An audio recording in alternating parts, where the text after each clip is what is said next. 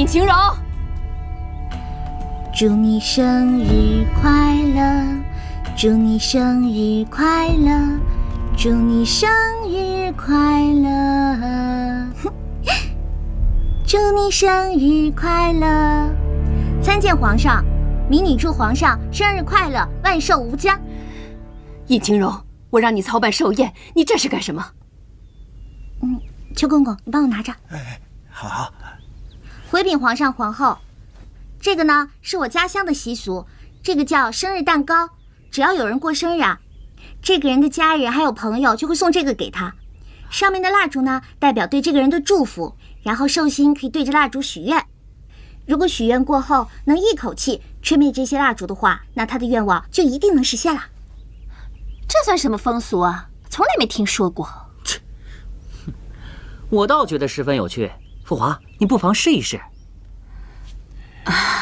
皇上，不如就先依了他。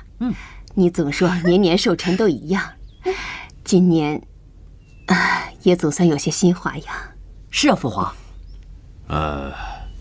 那就姑且试试。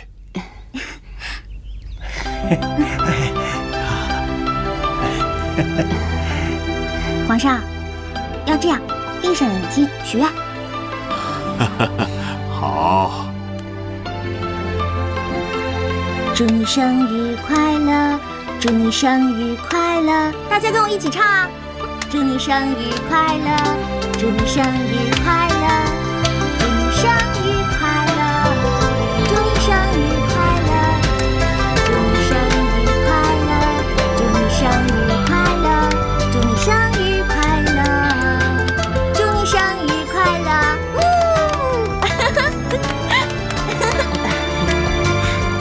皇上，你可以吹蜡烛了。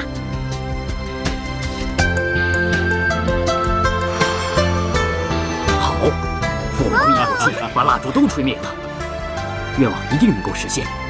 父皇，你许了什么愿啊？这个……嘘，不能说，你也不能问，因为说出来就不灵了。好，不说也罢，终究是无法实现了。尹晴柔，皇后命你操办寿宴，你如果办不到，就应该趁早说出来。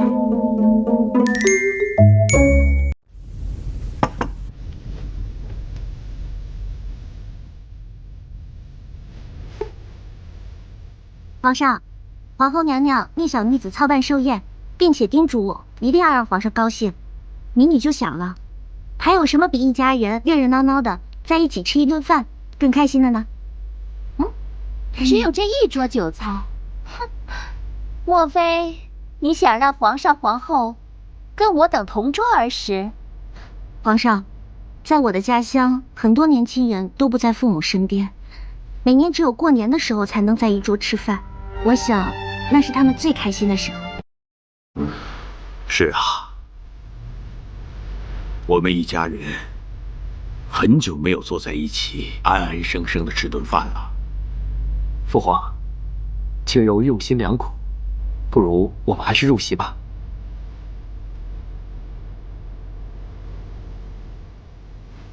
请皇上、皇后娘娘入席。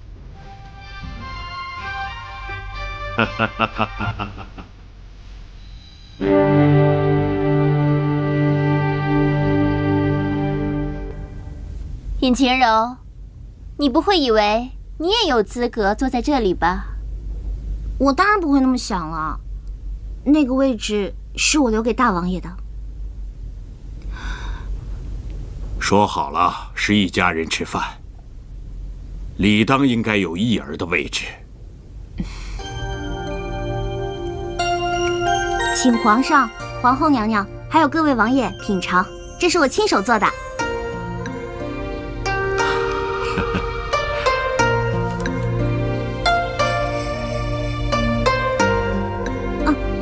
皇上直接吃就可以了。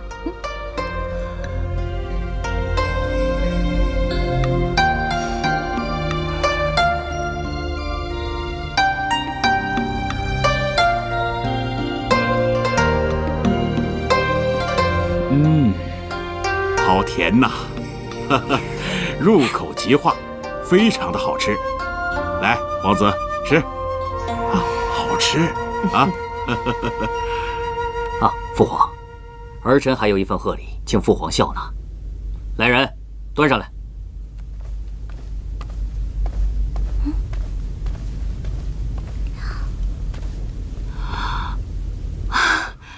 好一块独山玉啊！皇上，你看，此玉产于中原，雕刻精细，臣儿真有心啊！谢母后夸奖。小球子，奴才在。拿去御花园凉亭煮吧。走，跟我走吧。皇上，这玉放在凉亭中，风吹日晒的，我怕可惜了这块石头。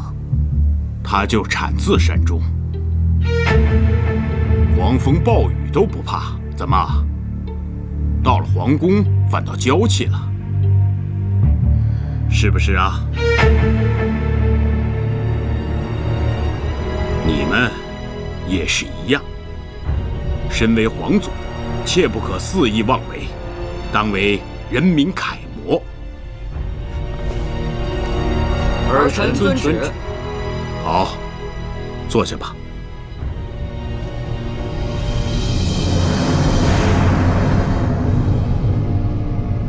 啊，萧儿，你为父皇准备的礼物呢？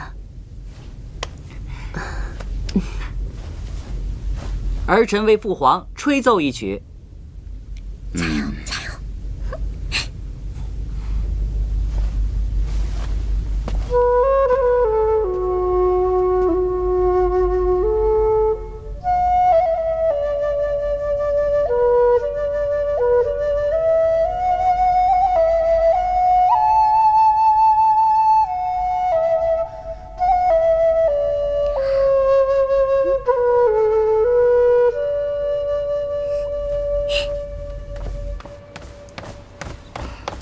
阿广，大头，噔噔噔噔！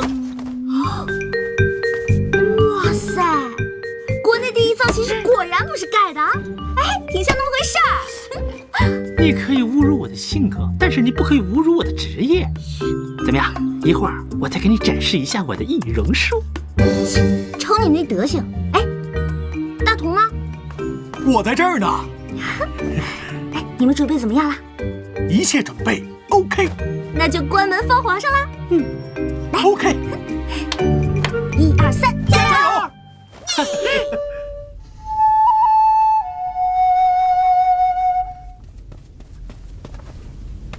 好啊，小儿，此举饱含对我朝大好山河的赞叹。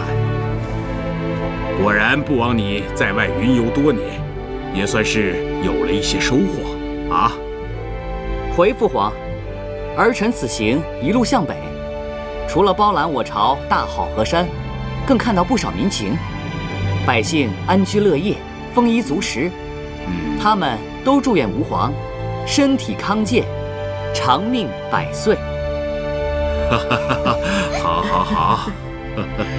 三表哥，你送皇上什么呀？啊，儿臣献给父皇的贺礼就是它。我？琪儿，你敢给你父皇纳妃？你眼里还有没有母后？母后多虑了，儿臣的意思是，我未来的王妃给父皇操办了一场这么有意思的寿宴，这难道还不能算是我送的寿礼吗？当然不能。皇上，妮妮自己给您准备了礼物，哦，还请皇上随民女移步后宫。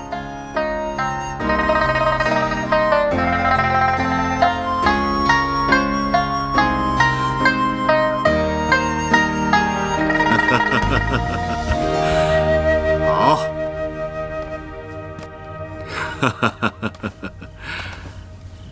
哎，皇上，啊，民女知道您心中现在最放不下的，当属大王爷。但人死不能复生。可今天是皇上的寿辰，民女有一份礼物想要送给皇上。若有冒犯之处，还请皇上恕民女无罪。好，一会儿朕不管看到什么，都恕你无罪。谢皇上。皇上，民女在老家认识一位高人，这位高人呢，略懂通灵之术。民女求了他很久，这位高人才答应今晚祝大王爷回来见皇上一面。什么？叶儿？叶儿他回来？在哪儿？叶儿。皇上请。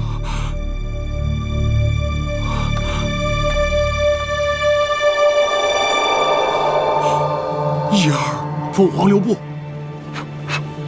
人鬼殊途，我们这样说说话就好。真的是你吗，叶儿？父皇好想你啊！儿臣也想念父皇，还有母后。每次看到你们因为我伤心难过，儿臣就心如刀绞。父皇，你和母后这样，让儿臣去，也去得不安心啊。叶儿啊，父皇后悔让你亲自带兵出征。不，能为父皇分忧，能为我朝江山社稷而战，儿臣虽死犹荣。只希望父皇和母后能够保重身体。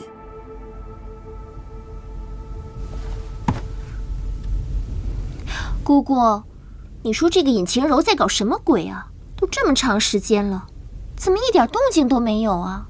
我怎么知道？我就说不应该把寿宴交给他。当初你说你一起帮忙，你都干什么了？我是想帮忙，可尹晴柔不让。晨儿，在，母后。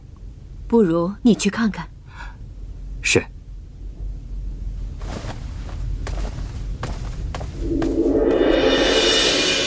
叶儿啊，你可要常常回来看看父皇。父皇，我求高人今日带我来见你，就是想告诉你，不久之后我就将转世投胎。今世你我父子缘尽于此，还请父皇勿要以我为念，多多保重才是。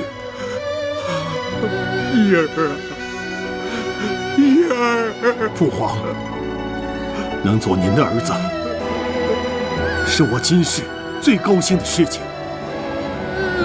如果有一天我老无所依，请把我埋在这。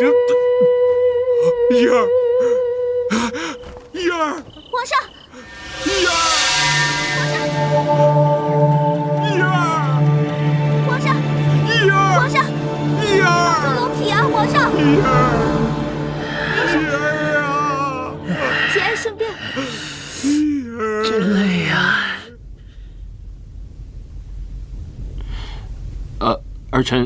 儿臣也去看看。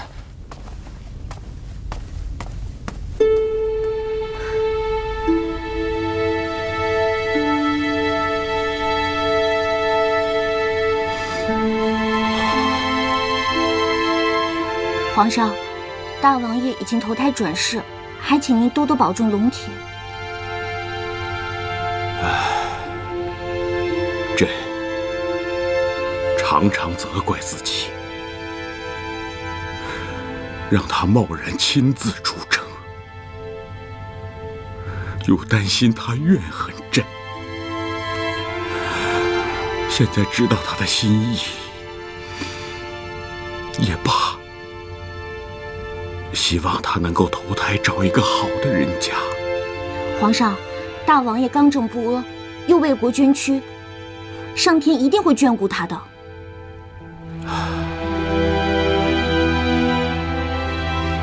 想不到你年纪轻轻，竟有如此本领。皇上谬赞了，那个民女儿只不过是运气好，得到了一位世外高人的帮助而已。世外高人？他现在何处？朕一定要重重的赏他。世外高人啊，世外高人肯定是回他的世外去了，他们不在乎这些功名利禄的。而且皇上你要真的要赏的话，那不如就赏我吧。啊，我说怎么都赏给他了？真想不到，你是如此爽快。皇上，民女是个普通人，普通人谁不想升官发财呀？不过啊，民女不想升官，民女就想发一点点小财。好，那朕就答应你，赏你黄金100两。一发了100两啊！100两？怎么，嫌少？不行不行不行，谢皇上，黄金100两，我要发。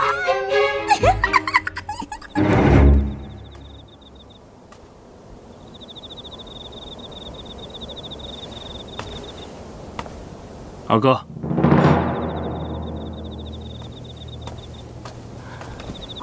三弟啊，你可见到父皇了？父皇和尹姑娘好像还在书房，我不好打扰。哎，尹姑娘是你未过门的妻子，要不你进去看看？既然他们还没有出来，我们在这里等候便是了。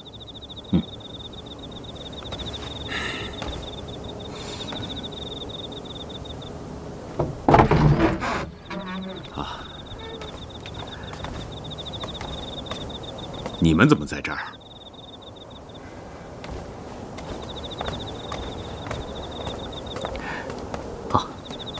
母后看父皇离席多时，特意让臣儿过来看看。皇上，皇后娘娘他们也等待多时了，不如我们就赶紧回去吧。好吧。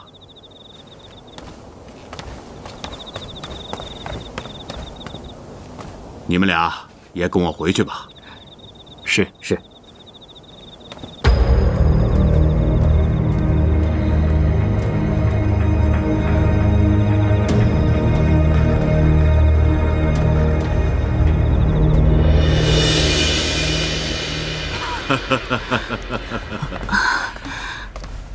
皇上，怎么去了这么久啊？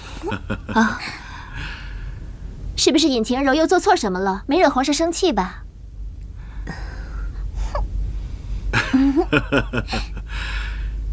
晴柔这份礼物啊，非同小可，甚得朕心。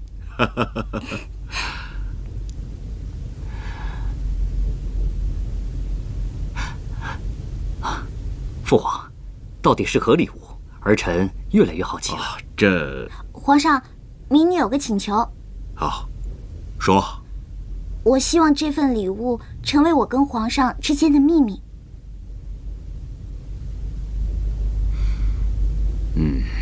好，朕准奏。谢皇上。皇上，难道连哀家都不能知道吗？皇后，不要着急。这份礼物非同小可，你只要知道，朕从今天开始一定会保重龙体，伊儿的事情不会再伤心了。皇上，你说的是真的吗？当然是真的。你身为母亲，伊儿的事情朕难受，你一定会比朕更加难受。但是你为了朕这么多年来一直忍着，真是辛苦你了。只要皇上明白臣妾的良苦用心就好。朕都懂。好了，今天是朕的生日，不愉快的事情咱就不说了，咱们全家一起吃蛋糕，和 Lucky's。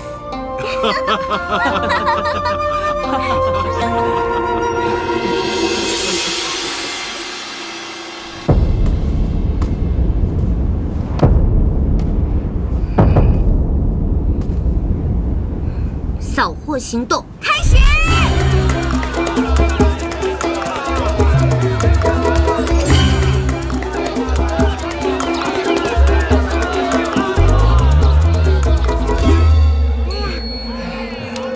太过瘾了！以前啊，我就想着去星光天地扫个货什么的，就学电影里那样。这个都不要，其他全给我包起来。没想到在古代实现了。就是这个粉呢，质地太粗糙了，一点都不贴妆。就是，你看看，哎，你看看这个，手艺也太糙了。哎呀，你们两个要是嫌弃啊，就自己做去。你以为我不行啊？如果我真开个胭脂店，就得比他们都强。哎，没错，要是让我在这儿开个铺子什么的，我做的东西保准比他们有用的多。那就开啊！开什么啊？开什么？你开胭脂店，你开百货店，说不定过不了多久，我们就是这全京城最有钱的人了。哎，等会儿，我们俩开店，那你干嘛呀？你就白吃白喝啊？我嘛，负责哄老皇上开心，给咱们赚本钱啊。哎，其实啊，就算他什么都不干也行，因为这100两黄金本来就是皇上赏他的。哎呀，别这么说，我们呐现在是一根绳上的蚂蚱，有福同享，有难同当。反正也暂时回不去了，都是要过日子的，那还不如过得好点，你们说是吧？啊？也对啊，也好。哎，那这样，来，祝我们生意兴隆。老板，哟，打包的菜做好了吗？哎，做好了。大嫂，今天怎么没见那个小姑娘跟你一起来啊？她在店里呢。啊，我给小姑娘准备了一份礼物，你帮我带给她吧。不用，太客气了。谢谢。没事儿，其实大嫂，我有件事儿想麻烦你。哦，你说。在这附近有没有好一点的店铺要转售或者出租的？我想盘个店。这没问题，包在我身上。你跟我家小丫头又那么投缘，以后到家里来做客。那就谢谢大嫂啦。不用，谢谢啊。哇，能赚好多钱！哟，双儿姑娘，你的贵人还没有来接你啊？他会回来的。你信吗？你还真以为自己是什么天姿国色呢吧？不过和我们一样是卖笑的，男人玩玩也就罢了。他要是真想回来接你，到现在怎么会连个人影都没有啊？你遇不到好男人，那是你没本事。我孔双双可不一样，见过我的男人就没有一个放得下的。走着瞧吧，等我哪天飞上枝头当凤凰了，你会后悔用今天这种态度跟我说话的。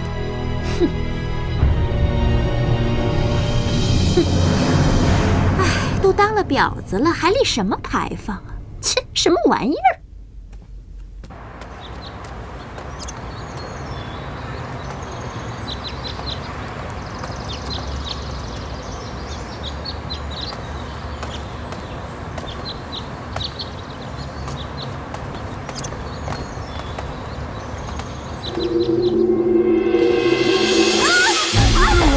怎么了？这不是双双姑娘吗？你这是怎么了？大人，双儿的脚。哎呦，你这脚！哎，来，快！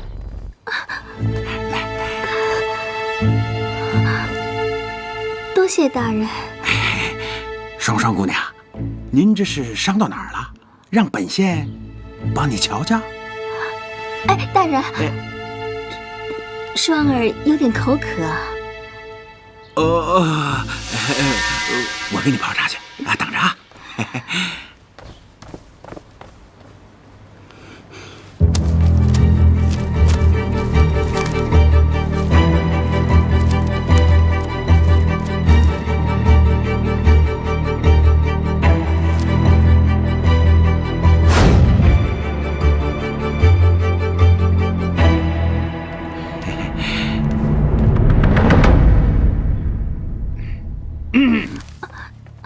大人，双儿姑娘，您这是？大人的剑有些杂了。哎，这些事儿吩咐下人做就行了，怎么敢劳驾双双小姐您呢？双儿愿意。大人，这是……哦，这个是当朝二王爷的金龙佩。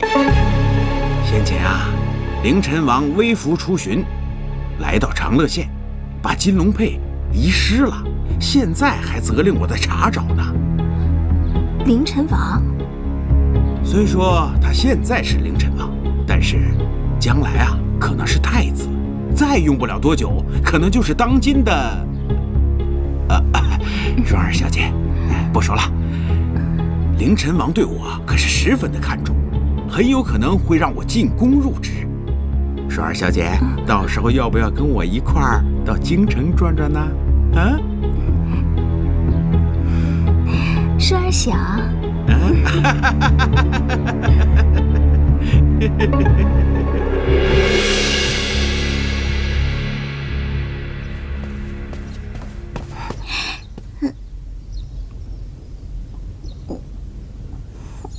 参见皇上、皇后娘娘、三王爷。起来吧。谢皇上。青柔啊，皇上的寿宴你办得非常好，皇上高兴，哀家也高兴。说吧，你想要什么赏赐啊？赏赐？皇上已经赏过我100两黄金了。还有人嫌赏赐多的？那做人也不能太贪心了。好，朕就喜欢你的坦诚。哦，皇上，我想到我要什么赏赐了。好，说吧。我想啊，儿臣想代尹晴柔求一个赏赐。我还没说完呢。儿臣恳请父皇母后赐婚，废除3月之约，让我与尹晴柔尽快成婚。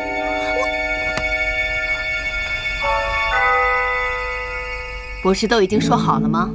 好了，有这样的姑娘做朕的儿媳妇，朕心甚慰啊。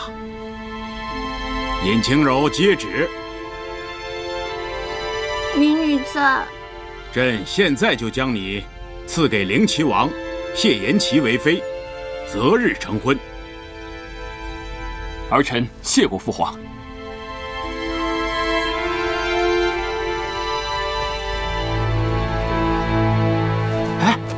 我说你根本没必要走嘛！你疯了！皇上让我嫁给冰块脸，那可是冰块脸啊！我不走，留这儿等死啊！我觉得三王爷他人也不坏，你别看他口头上拿我威胁你，哎，我毕竟没怎么样啊。再说那天皇上寿宴，人家那么卖力的替你说话，我觉得呀，你嫁给他也不错。可是我不知道为什么，我就特别讨厌他，因为他总欺负我。哎，要是这样的话，你就更得嫁给他了。你想啊，一旦你嫁给了他，你才有无数次的机会去折磨他。得了吧你，那个冰块脸，我可惹不起。哎，对了，你到底跟不跟我走啊？那，你要真铁了心要走，那我肯定得跟你走啊。够哥们儿。但是怎么着也得跟老周说一声吧，他还各种找店铺开店呢。哎呦，我怎么把这事儿给忘了？哎呀，你说这古代人也真麻烦，也没个微信啥的。这样吧，你出宫去通知老周，我呢收拾好东西，咱们呢在城门口会合。那你可真想好了啊？那当然了，生命诚可贵，爱情价更高，若为自由故，两者皆可抛。怎么办？怎么办？这可怎么办呀，姑姑？嫣然呐，你可别转了。姑姑，你可得帮帮我。姑姑，你答应过我，灵齐王妃除了我，谁也当不了。姑姑，你最疼嫣然了。你知道，我打小就喜欢三表哥，他要是娶了别人，我会伤心死的。嫣然呐，你说的这些，哀家都知道。可现在连皇上都开了金口了，你让我怎么办呢？我就要三表哥。你可是我们杜家的女儿，哀家绝不允许你去给别人当妾。你还是死了这条心吧。姑姑，要不然这样吧，琪儿呢，虽然才貌双全，可论起对人体贴入微，晨儿才是最好的。要不然，哎，姑姑，二表哥再好，我心里也只有三表哥一个人。姑姑这不是不想你嫁得那么远吗？我不，姑姑，你要是心疼我的话，就帮我把三表哥抢回来。你嫣然，嫣然，不许胡闹！参见皇后娘娘。哥哥来了，你来的正好。你帮我劝劝嫣然。啊，这事我知道了。嫣然的婚事，皇后娘娘就不要再操心了。既然三王爷心有所属，那是嫣然她没有这个福气。爹，你还要怎么样？输给一个来路不明的丫头，你还好意思跑到皇后这里来，让她为你做主？嫣然，让她去吧。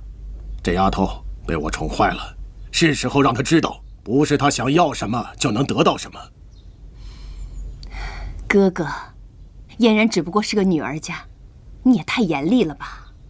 你嫂子去世以后，就留下嫣然这么一个女儿，被我娇生惯养，才这么没大没小。啊，刚才我听见皇后娘娘提起了二王爷。没错，你也知道我心疼嫣然，一直想把她留在我身边，所以就想琪儿不行，还有晨儿。不知哥哥意下如何？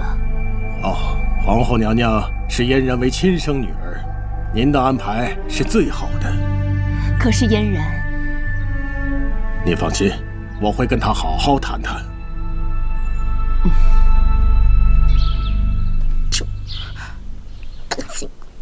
我就要三表哥，就是三表哥。哎，我，你凭什么不让我出去？邱公公找我有急事儿，让开。灵齐王有令，不许姑娘离开半步。又是谢银齐，他这个爱牵刀的。守卫大哥，求求你，就让我出去吧。邱公公啊，是真的找我有急事儿。我要是去晚了，他肯定会骂我的。你也知道的，邱公公骂起人来24小时都不带重样的。我要是被他骂上一次，3天都睡不好觉。守卫大哥，求求你了，就放我出去吧。哦，我去就回，保证你们的灵齐王不会知道的。姑娘就不要为难我们了，要是放你出去，我们都要受罚。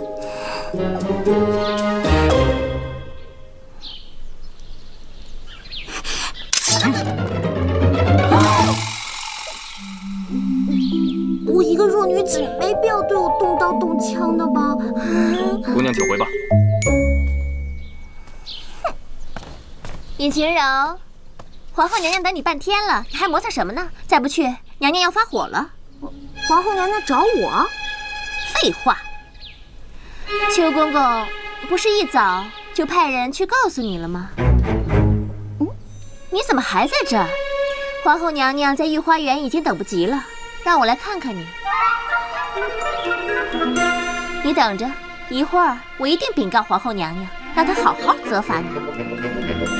哎呀，杜大小姐，不是我不去，是这位守卫大哥不让我出去啊。谁让你来的？属下是奉灵齐王的命令，不许尹晴柔离开。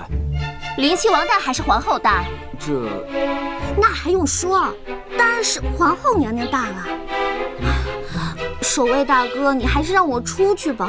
要是皇后娘娘怪罪下来，我受罚掉了脑袋，你也跑不了。可是，放你出去，我们也一样要受罚。哎呀，我不是说了吗？我去就回，你们灵齐王不会知道的，你也不会受罚的。你信不信？我现在就去禀报皇后。守卫大哥，求求你了。这还不快让开！是。还不快走！是。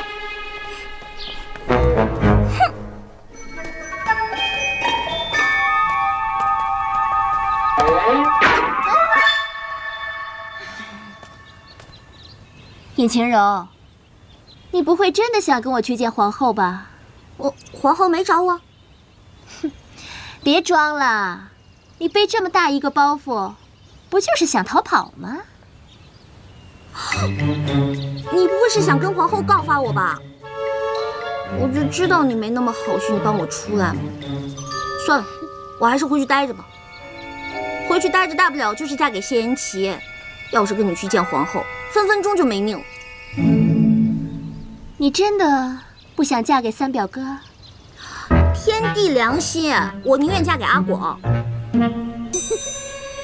尹晴柔啊，尹晴柔，既然你这么说，好，那我就信你一次。你走吧。真的假的？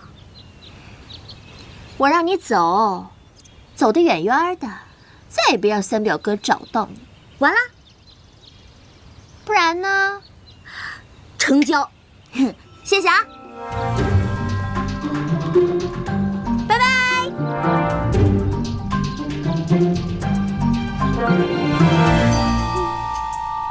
表哥，新娘子跑了，我看你这回怎么娶。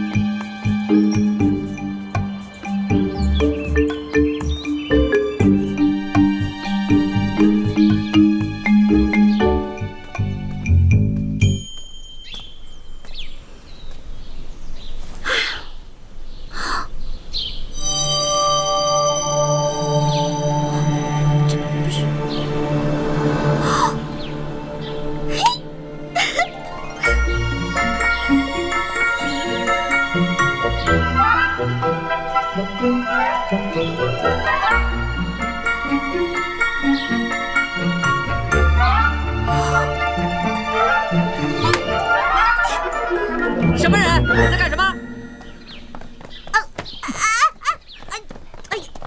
你们两个轻点儿！怎么了？怎么了？这是？邱公公，干什么呀？回邱公公，就是这个丫头，她竟敢擅闯宗祠，被我们俩给抓住了。放肆！这是未来的灵齐王妃啊！小的有眼不识泰山，还请王妃饶命啊！没什么，你们起来吧。谢王妃饶命之恩。下去吧。是。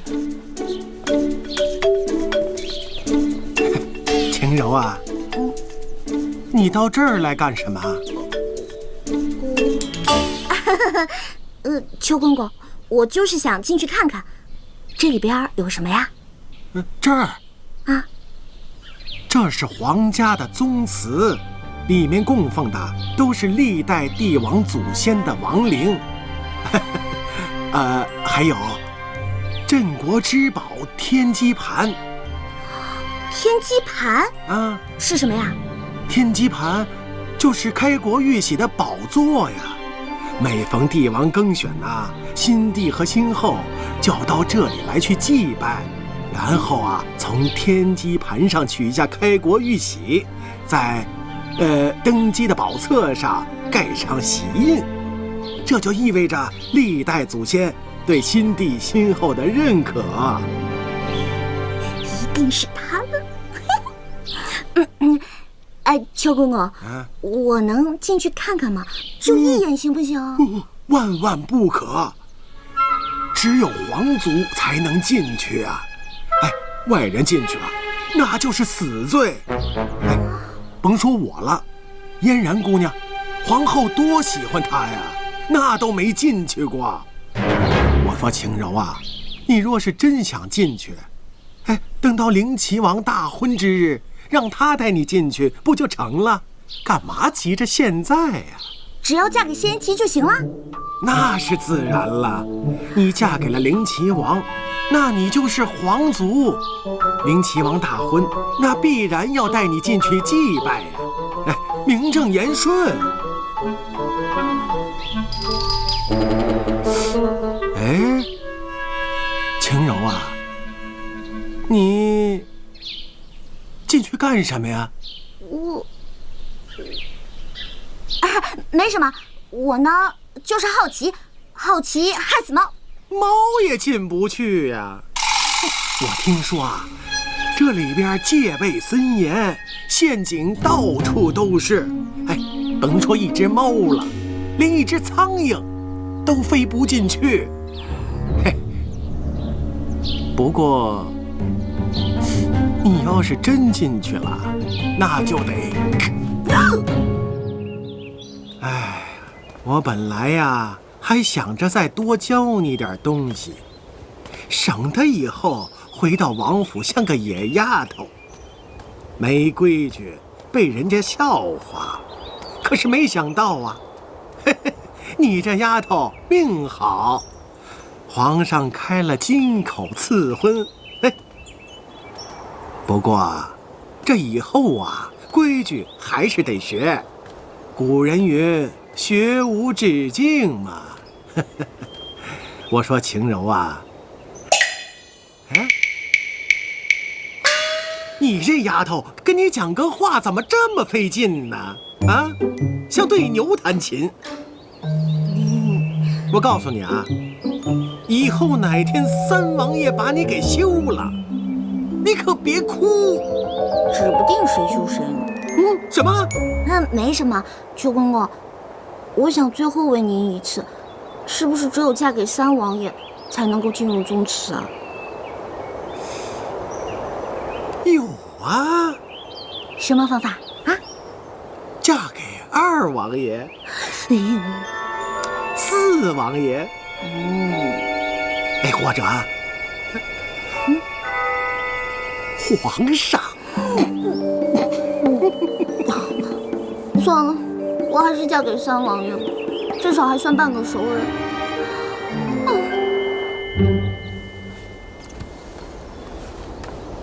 王爷，御史张大人、礼部窦大人还有兵部程大人都来了，说是要恭贺您新喜。你告诉他们，说心意本王领了。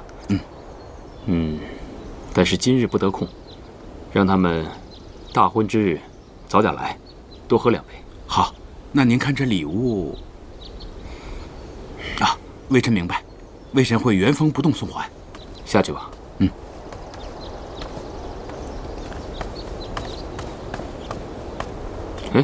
独孤，你来的正好，来，瞧瞧这古琴。这莫非就是雅意？好眼力啊！此琴正是雅意，是本王入关那年父皇赐予我的。很多年了，这琴一直藏于阁楼，今日也该拿出来晒晒太阳了。果然是好琴。王爷，看您今天兴致不错，不如弹奏一曲如何？也好，那本王就献丑了。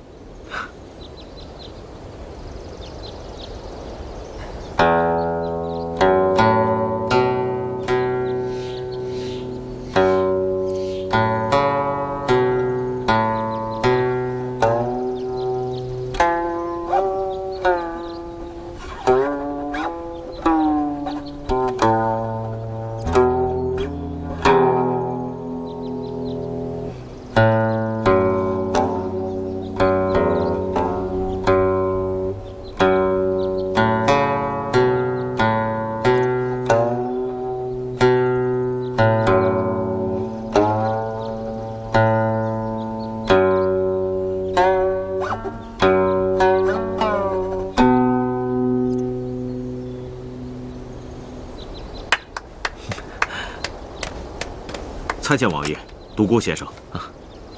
尹浩，你何时到的？有一会儿了，被王爷的琴声所吸引，所以在下就没敢打扰。王爷，今日我才知道，原来王爷的琴艺如此高超啊！哪里呀，这雅意呀，若是让那个人来弹奏，独孤，你必定惊为天人。哦，此人是谁？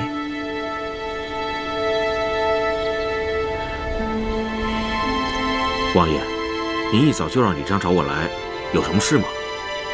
哦，尹浩，我有一事与你商量。我记得你可是家中独子。是，没错。尹老将军战功赫赫，如今也到了颐养天年的时候。不知他与尹老夫人有没有想过收一个义女，承欢膝下呀？义女？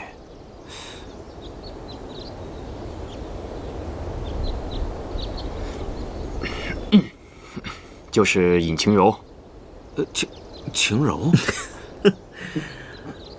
我明白了，王爷呢是想让尹姑娘以尹老将军义女的身份嫁入王府。没错，你看啊，他也姓尹，500年前你们还真说不定是一家人呢。再者，你也没有妹妹，多一个岂不更好？这，王爷是怕尹姑娘的来历一直被大家取笑，所以这次一次性解决。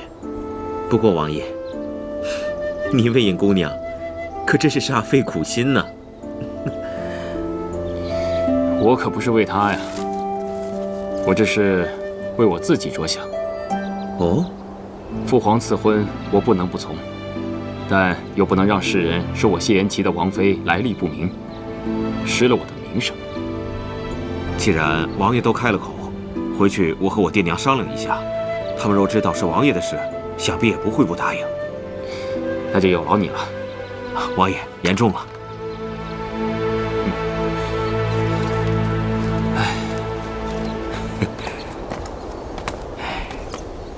咱们家这王爷总算是开了窍了。哦，此话怎讲？其实咱们家王爷并不爱弹琴，皇上送雅意给他，他就随手束之高阁。是他的一个朋友又把雅意拿了出来，5年了，第一次见王爷又能弹琴。这么说，这位朋友在王爷的心目中位置很重啊。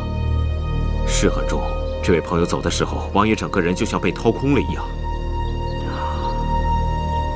还要谢谢天上掉下的尹晴柔啊。你觉得王爷真的会娶尹晴柔吗？别人怎么想我不管，但是这个灵气王妃，我尹浩认了。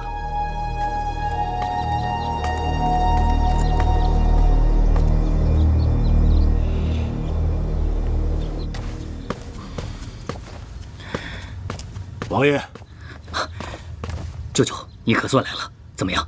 王爷何必着急？我能不急吗？寿宴那天，我分明就听到尹晴柔和父皇提到了大哥的名字，可我打听了多日，竟没人知道他们到底说了些什么。怎么样？母后怎么说？皇后也不知情，皇上也只是对她说，不必思念大王爷，各安天命便是。这是什么意思？我也猜不透啊。舅舅，这与敌军联手害死大哥的事，你也有份。万一被查出来，你我可都是通敌叛国的死罪。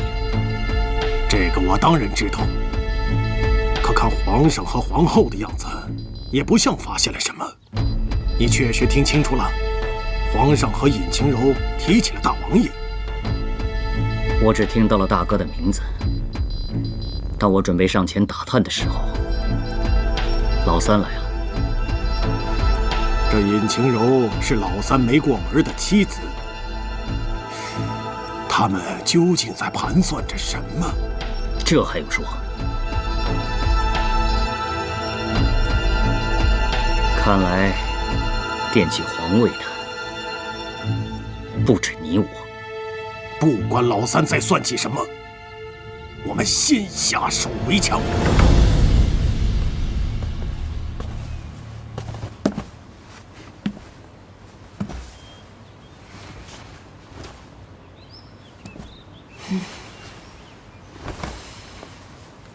刚刚啊，还又哭又闹的，怎么，这会儿就高兴成这个样子？嫣然，你不是被气糊涂了吧？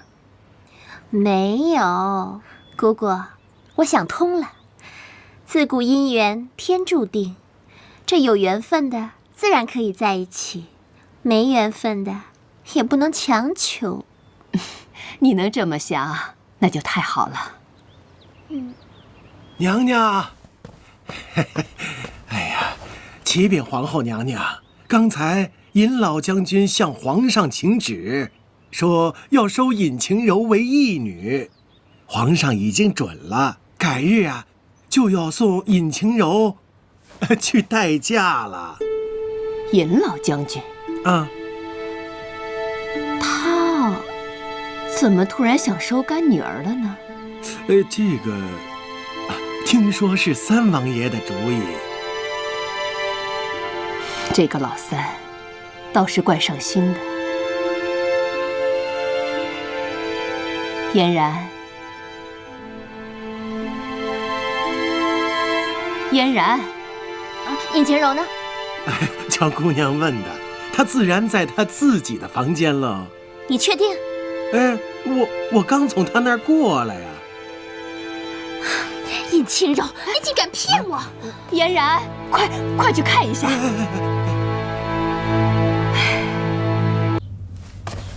尹晴柔，叫魂呢你！好啊，尹晴柔，你竟敢骗本小姐！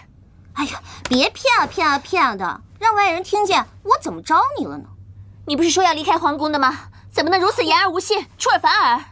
这可是皇宫啊，哪能说走就走呢？再说了，这儿好吃好喝的，外面大风大浪的，我在这儿挺舒服的。你无赖骗子！走，我送你出去。别，不劳您大驾，我觉得这儿挺好的。你不是说誓死不嫁给表哥的吗？现在又留在这儿，是何居心？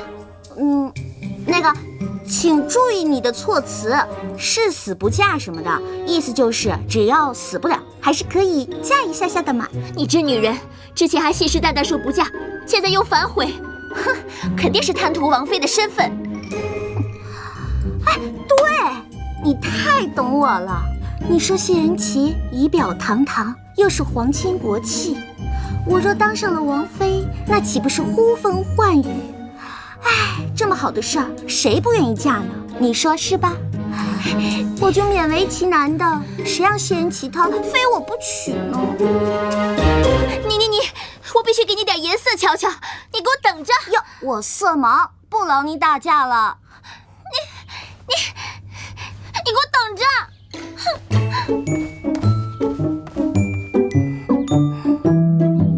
哎呀，尹晴柔，我与你势不两立！住手！成何体统？你还不放下？身为我杜印的女儿，竟如此有失身份！爹，表哥他要娶的那个荒野村妇，言语重伤孩儿，孩儿被人欺负了，爹要替我做主啊！此事我略知一二，皇上既已赐婚，木已成舟，你就另作他想吧。不嘛，我就是非三表哥不嫁。再说我也咽不下这口气。住口！我早就跟你说过，让你跟二皇子亲近亲近。自古立长不立幼，大太子归天以后，太子之位就是二皇子的囊中之物，你嫁给他以后就是太子妃，再假以时日就是母仪天下的皇后，连这点道理你都参不透吗？我不想当皇后，二表哥那个样子实在让人喜欢不起来，我就要嫁给三表哥。你不要老看你二表哥举止轻浮，可他内心有雄韬伟略，颇具大志，嫁给他才是你最好的出路。不嘛，我非谢仁琪不嫁。大胆！你敢违抗父命，我罚你禁足，不许出府半步。来人，在，给我看着小姐。是。野人不敢了，父亲，父亲！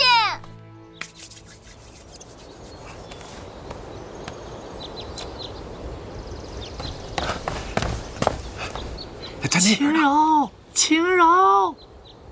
哎，这儿呢。哎，走走走走。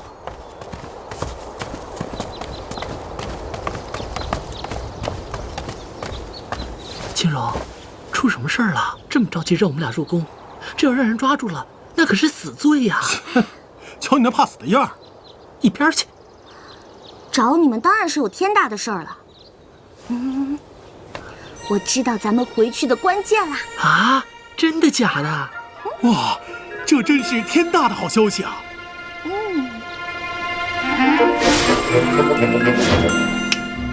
我想，我们回去的关键，也许就是那个放在皇室宗祠里的天机盘。天机盘？那还想什么？进去一探究竟就是了。你傻呀你！外面有大内侍卫把守，里面有机关重重。我们要是这么进去啊，分分钟就……啊，那怎么办呢？我呢，思前想后，觉得想毫发不伤地进入祠堂的方法呢，只有一个。哎呀，我的祖宗，你就别卖关子了，赶紧说吧。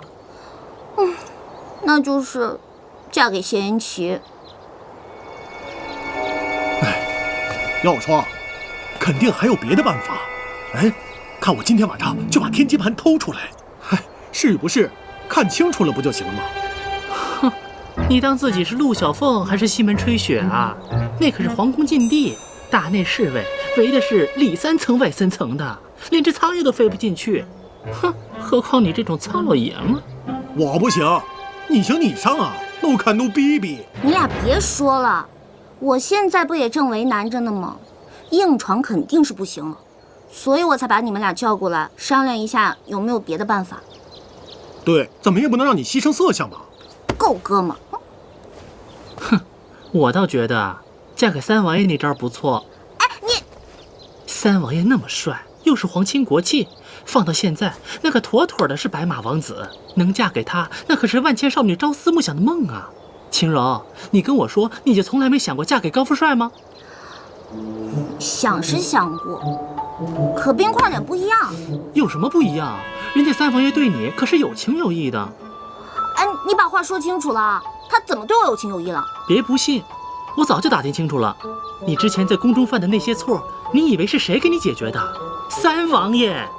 还有，之前你受罚的时候，哎，有人替你解围，那可都是三王爷授意的。晴柔，要我说呀，你就别想什么歪招了，事儿就这么定了，乖乖的嫁给三王爷，进祠堂一探究竟。要是行的话，我们就解决了穿越的问题；要是不行的话，乖乖的做你的王妃。我们以后啊，还得指望着你呢。得，起火，走人。晴柔，那我们走了啊。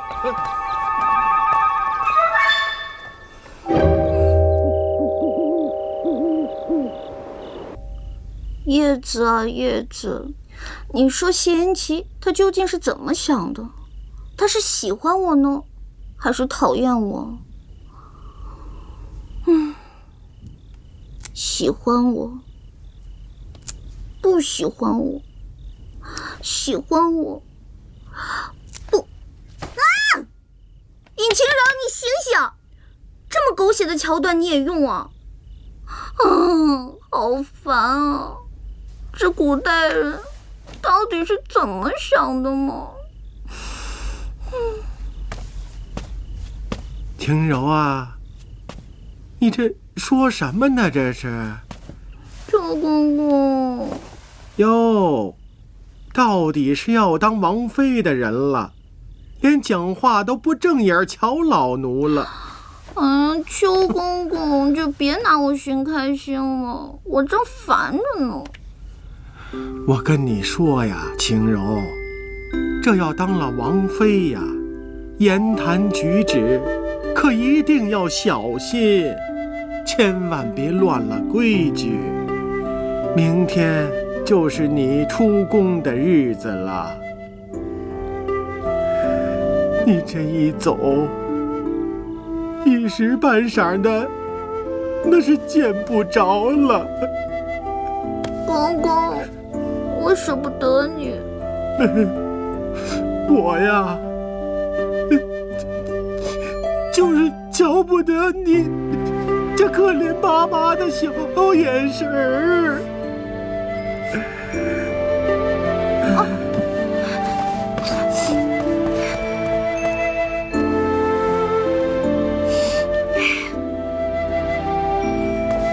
舅公公，晴柔感谢你这么多天对我的照顾，这是我托我朋友给你做的暖宝宝，以后您在风湿天的时候就不会那么疼了。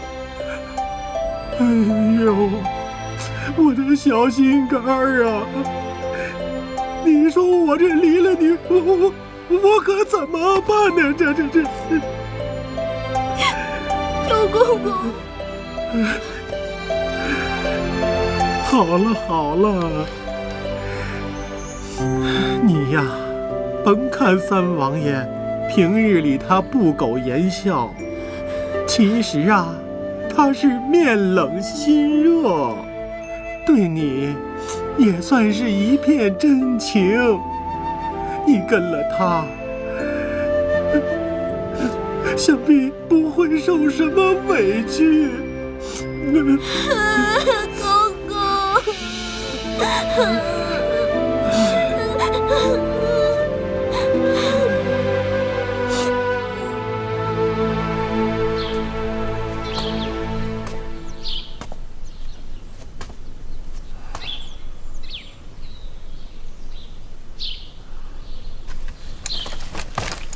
尹姑娘，轿子已在外等候，咱们走吧。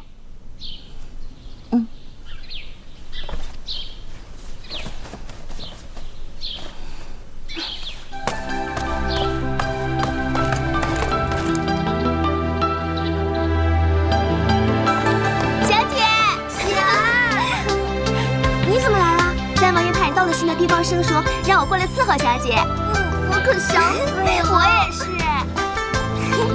晴柔，先随我去见过家父家母。好的，大哥请带路。这边。走。爹娘，晴柔来了。哦。见过尹将军、尹夫人，明你有礼了。哎呦，好漂亮的姑娘，看到你就喜欢。尹夫人夸奖了，您才是又富贵又端庄呢。好甜的嘴巴呀！王爷真是有福气，你看我们又多了个女儿了吧？尹将军、尹夫人如果不嫌弃的话，那民女就叫二位爹娘如何？好。哎，太好了，真好。浩儿，你又多了个妹妹不是？大哥好。晴柔，以后有什么事，大哥一定赴汤蹈火。大哥，这话我可记着了啊！参见王爷。尹老将军、尹夫人，不必多礼。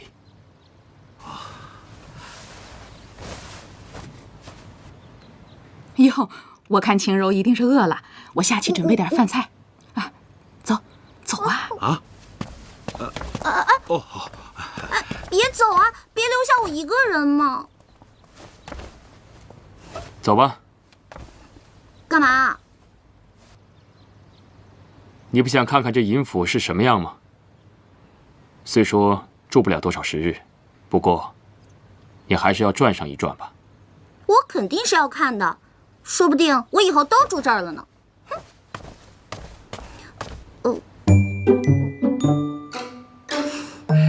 走哪边啊？右边。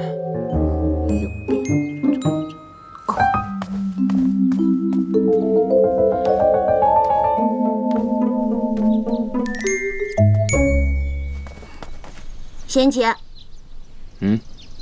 你为什么要娶我？你要是觉得我砸到你，你要惩罚我，那你大可以骂我、打我，那你为什么非要娶我呢？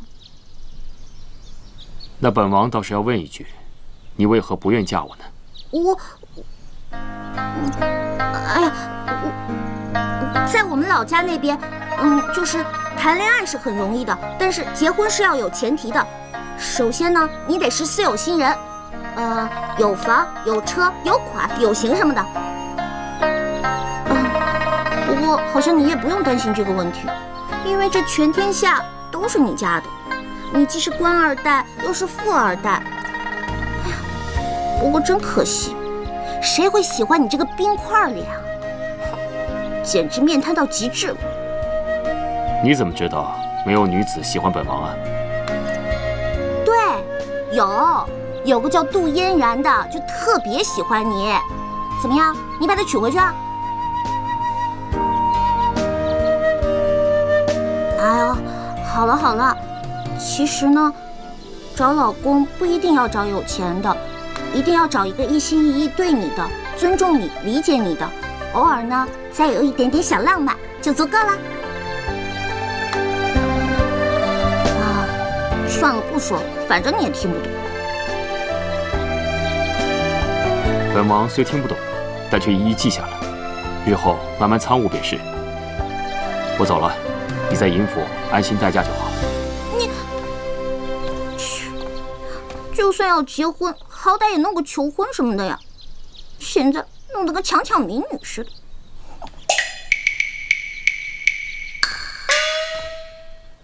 你说什么？何为求婚呢？哎呀，我什么都没说，我走了。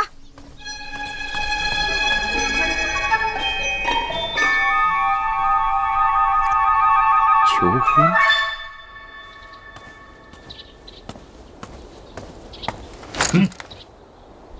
给我让开，滚开！小姐，相国大人吩咐，没有他的命令，不许你踏出府门半步。滚开！本小姐要出门，你居然敢阻拦！就不怕我禀告我爹，要了你脑袋？哎，请小姐息怒，连你也敢忤逆我！你给我让开！小姐，您别这样，您不要为难我们，小姐。让开！大胆！参见王爷。你们吃了豹子胆了，敢在本王面前造次！王爷息怒，小的只是奉命行事。表妹，你所谓何事和这些下人纠缠在一起啊？成何体统？表哥，你今天来所谓何事啊？我今天是来找相国大人商谈国事的。哦，不巧，父亲今早去了西郊无极观参拜，至今未归。那本王不叨扰了。哎，表哥，表妹有何事？表哥，你能不能带我出去玩啊？他们不放我出门，你若开了金口，他们绝对怕你，肯定就放了我了。求你了，求你了。这正是何难？本王要带表妹出去游玩，还不放行？王爷，大人吩咐过，连本王的话都不听了，是让我去请示你们相国大人吗？小的不敢，谅你们也不敢。表妹，上轿吧。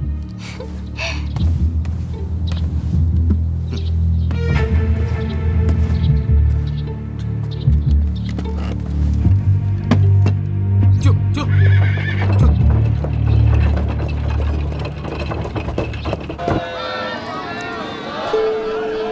这京城的集市，比起北京的国贸、金融街，可真是差太远了。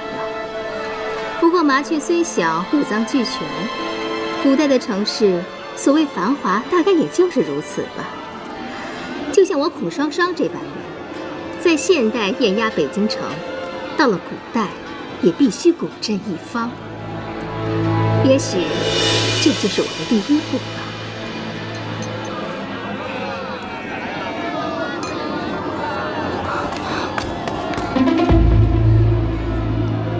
表妹啊，要不然我们去醉仙楼尝尝河仙如何呀？没兴趣。那我们去看西舞姬，更没兴趣。你什么都没兴趣？哎，我说我们也走累了，要不在这儿歇歇脚，吃点东西？也好。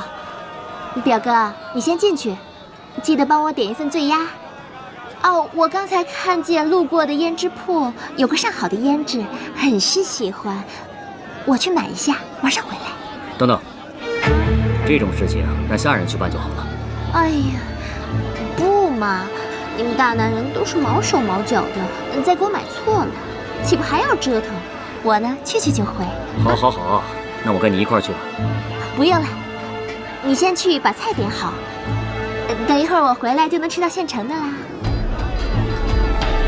好，那你去吧。小二，给个雅洁。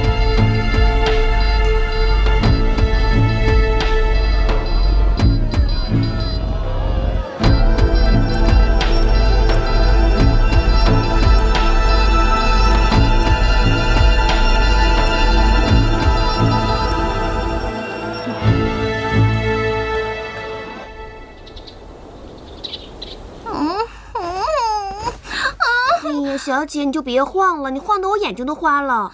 雪儿，你给我找点事儿做吧，我快无聊死了。小姐，你可真会说笑，这哪有下人给主子找活干的呀？你可真是身在福中不知福呢。福？我哪来的福？明明是发福才对。你看我都胖成什么样子了？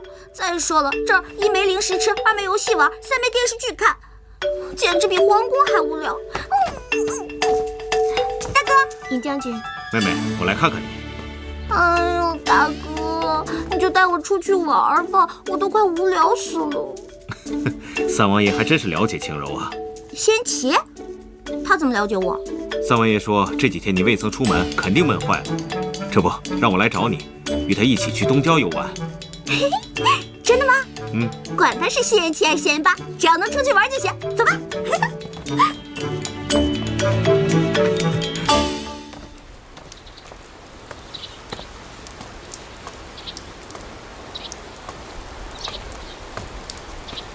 哎，杜姑娘，您这是？我表哥呢？王爷。快说。王爷去游湖了。游湖？他倒是好兴致。那你赶快送我去找他。这恐怕不方便吧？这有什么不方便的？哎呀，尹姑娘也会一同前去。什么？她去了？那我就更得去了。杜姑娘，你就别难为小的了。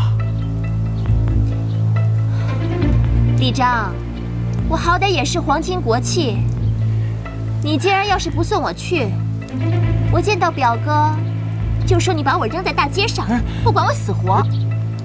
我要是有个三长两短的，我看他们不拿你试问才怪。这，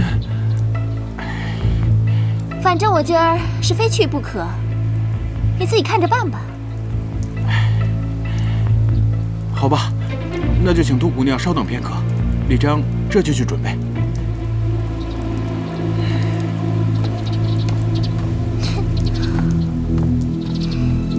尹晴柔，绝对不允许你抢走我表哥。